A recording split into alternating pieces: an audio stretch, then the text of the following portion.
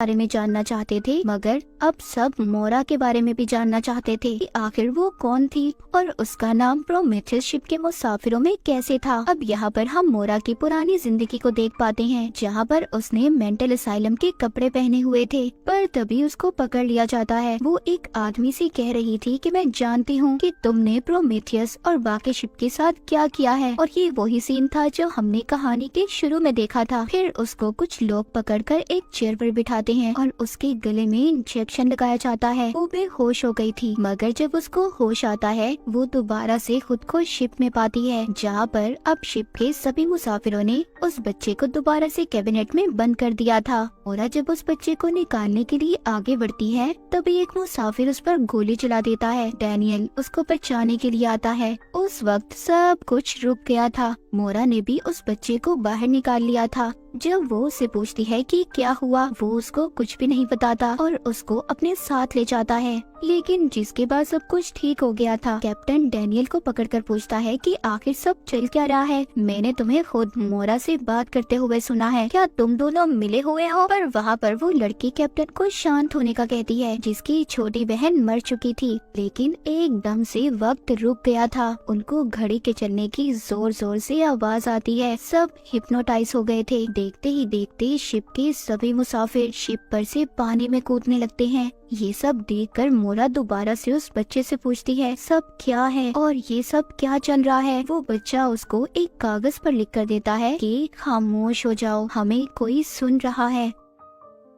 वो बच्चा मोरा के कान के पास आकर कहता है, मैं बता सकता हूँ कि यहाँ पर क्या चल रहा है। अगर जानना चाहती हो तो तुम्हें क्रिएटर से मिलना होगा। अब ये क्रिएटर कौन था ये हमें आगे जाकर पता चलेगा। उधर शिप पर से बहुत से मुसाफिर पानी में कूदकर अपनी जान दे रहे थे। अब वो बच्चा उस कीड़े को एक जगह पर छोड़ता है और उसके पीछे जाता है। उसका पीछा मोरा भी करती है और उस जगह पर पहुंच गई थी जहां से इस साइलम के लोगों ने उसे पकड़ा था। डैनियल जब मोरा के कमरे में आता है तो उसको भी वही खुफिया दरवाजा नजर आता है, जिसके रास्ते से मोरा उस बच्चे के पीछे गई थी। ये भी अपने रिमोट से उसे खोलकर वहीं तक पहुंच जाता है। जब डैनियल उस बच्चे से मिलता है तो वो उसको कहता है कि वो लोग हमें देख रहे हैं और मुझे पूरा यकीन है हम जल्द ही सच्चाई तक पहुंच जाएंगे। डैनियल उस बच्चे से कहता है कि तुम यहीं पर रुकना, अगर तुम शिप में वापस आए तो वो लोग तुम्हें ढूंढकर मार देंगे। शिप में सभी मुसाफिर खुद को बांध रहे थे क्योंकि वो हिप्नोटाइज होकर शिप से कूद रहे थे। डैनियल शिप के कंट्रोल रूम में जाता है और शिप को ठीक कर देता है, पर तभी एक आदमी ने उस पर हमला कर दिया था।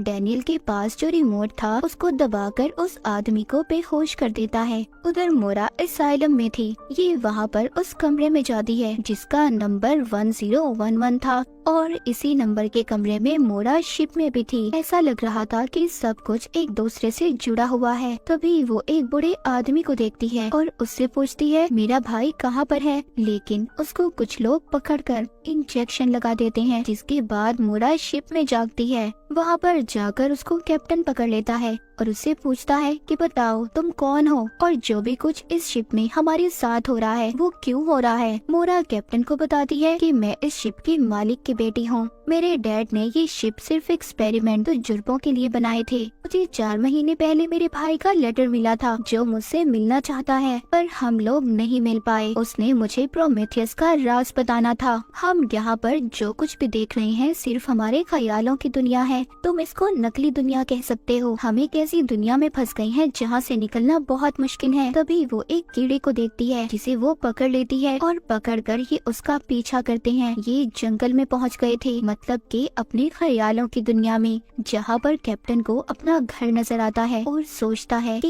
ये शिप में कैसे आया। वहीं पर शिप में हम शिप के ऑफिसर को देखते हैं जिसके पास वैसा ही रिमोट था जैसा डैनियल के पास था। कुछ देर के बाद कैप्टन और मोरा भी दोबारा से शिप में आ गए थे। दोनों बहुत ज्यादा परेशान थे। मोरा कैप्टन को बताती है कि मैं एक मेंटल असाइलम की डॉक्टर थी, पर मेरी यादाश्त को मिटा दिया गया। मुझे तो ये भी याद नहीं कि मैं प्रोमेथियस शिप पर गई थी। तभी कैप्टन उसको लेटर दिखाता है। वो बताता है कि मैं प्रोमेथियस शिप पर खुद एक कैप्टन था, पर वो भी नहीं जानता था कि वो उस शिप पर कैसे कैप्टन था। शिप पर डैनियल ने भी अपने रिमोट से सब कुछ ठीक कर दिया था, जिससे वहाँ पर जितने भी मुसाफिर थे अब शिप पर से कूदना बंद हो गए थे। सब बचे हुए मुसाफिर शिप के ऊपर आते हैं। वहाँ पर शिप का ऑफिसर आया था। वो कहता है कि हमें शिप को डुबाने का कहा गया है। डैनियल आकर सबको बताता है, प्रोमेथियस को नहीं बल्कि इस शिप को। कंपनी के लोग इस शिप को खत्म करना चाहते हैं, डुबाना चाहते हैं। फिर हम उस बड़े आदमी को देखते हैं जिसको मोरा ने भी देखा था। उसके पास एक आदमी आता है जो उसे कहता है कि शिप से मैसेज मिला है। वो सुनकर कहता है, मैं जानता हूँ वो जल्द ही खत्म होने वाला है, डूबने वाला है। वो उस आदमी को, उस बच्चे को अपने पास लाने का कहता है जो शिप पर था। फिर वो अपने कमरे में से पर्दा हटाता है। हम दूर एक बहुत बड़े पिरामिड को देखते हैं। उधर शिप में सब कुछ बदल रहा था। वहाँ पर काली रबड़ जैसी चीजें छत पर से निकल रही थी। दोबारा से मोरा और कैप्टन भी असाइलम में पहुँच गए थे। मोरा कैप्टन को बताती है, ये असाइलम मेरे डैड ने मेरी मॉम की याद में बनाया था,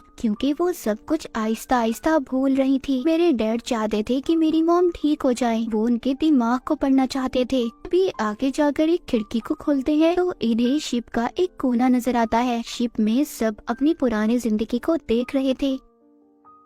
शिप का ऑफिसर खुद को उसी कैबिनेट में बंद कर लेता है जहाँ पर बच्चा बंद था। उसमें से तेज रोशनी बाहर आने लगी थी। असाइलम में मोरा कैप्टन को बताती है कि उसे उस बच्चे ने बताया था कि किसी ने हम पर नजर रखी हुई है। अगर हम सच्चाई तक पहुँचना चाहते हैं तो हमें अपने क्रिएटर तक पहुँचना होगा। शिप में मरी हुई बच्ची की बहन भी अपनी पुरानी जिंदगी को देख पा रही थी, जिसे वो देखकर बहुत ज्यादा डर जाती है। शिप अब खुद से दोबारा से चलने लगी थी। ये सब लोग जब उसके मैनुअल को चेक करते हैं तो उसमें सिर्फ एक ही बात लिखी हुई थी कि शिप की सच्चाई आने से पहले उन पर कॉफी का असर शुरू हो जाएगा। बात शायद एक पहेली जैसी थी। शिप का ऑफिसर उस बड़े आदमी के पास पहुंच गया था, मतलब ये भी उस आदमी के साथ मिला हुआ था। बूढ़ा आदमी कहता है कि उस बच्चे को तुम्हें मेरे पास लाना होगा, क्योंकि उसके पास पिरामिड है और शिप में मौजूद जितने भी लोग हैं जल्द ही अपने ख्यालों की दुनिया में खोकर गुम हो जाएंगे। शिप का नामो निशान मिट जाएगा। उधर असाइलम में मोरा जब कैप्टन के साथ थी तो वो उन्हीं काली चीजों को जमीन से निकलता हुआ देखती है। जब वो उन्हें हाथ लगाने की कोशिश करती है, डैनियल आकर उसे पकड़ लेता है और कहता है, क्या तुम मुझे जानती हो? तुम्हें मेरे बारे में याद है? जब कैप्टन उसको रोकता है तो वो कैप्टन को अपने रिमोट से दूसरी दुनिया में भेज देता है, जहाँ पर उसने अपनी बीवी और बेटी को जलते देखा था। पर मोरा डैनियल की बातों पर यकीन नहीं करती, उसको एक कमरे में बंद कर देती है। वो बाहर आकर अपने हाथों से बंदूक को जब फेंकती है तभी उसे दीवार महसूस होती है। अब उसे समझ आ गई थी कि सब कुछ शिप में मौजूद है। कैप्टन दोबारा से प्रोमेथियस शिप पर पहुंच गया था, जहां पर वो उस जैसी और भी शिप देखता है। हम मोरा और डैनियल की पुरानी जिंदगी के बारे में जान पाते हैं। दरअसल मोरा डैनियल की बीवी थी। अब डैनियल जब अपने ख्यालों की दुनिया से बाहर आता है तो मोरा से अपने रिमोट का पूछता है। मोरा उसको कुछ भी नहीं बताती। जब शिप में मोरा वापस से पहुंच गई थी, वो देखती है अब बहुत तेज तूफान आने वाला था। उधर शिप का ऑफिसर एक कमरे में जाकर डिवाइस को निकालता है और बच्चे और कैप्टन को ढूंढने की कोशिश करता है। मोरा भी डैनियल के कमरे में जाकर खुफिया दरवाजे से एक कमरे में पहुंच गई थी,